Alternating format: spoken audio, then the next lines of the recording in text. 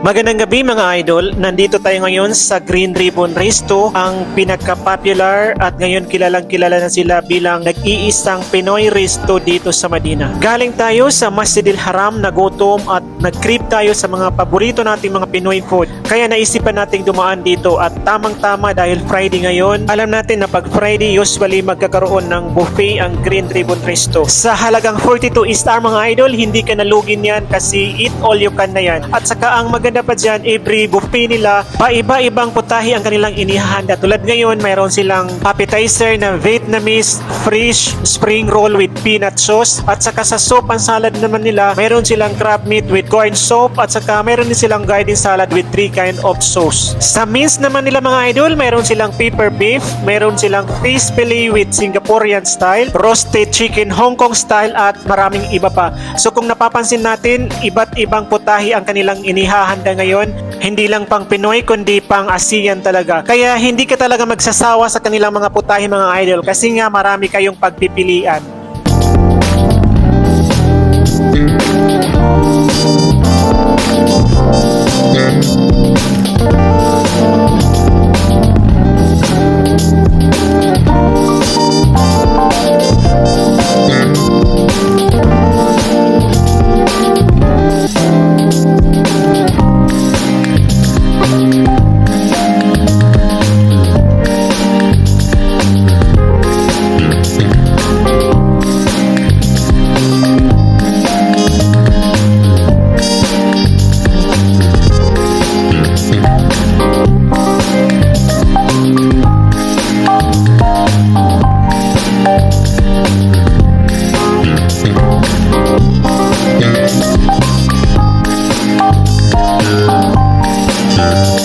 Kaya mga idol, kung gusto nyo ma-experience ang ilan sa mga ASEAN food, visit na kayo sa Green Ribbon Resto. Open po sila araw-araw mula alas 6 ng umaga hanggang alauna po ng madaling araw. Or para updated kayo sa kanila, paki-follow po ang kanilang Facebook page na Green Ribbon Resto. Maraming salamat po.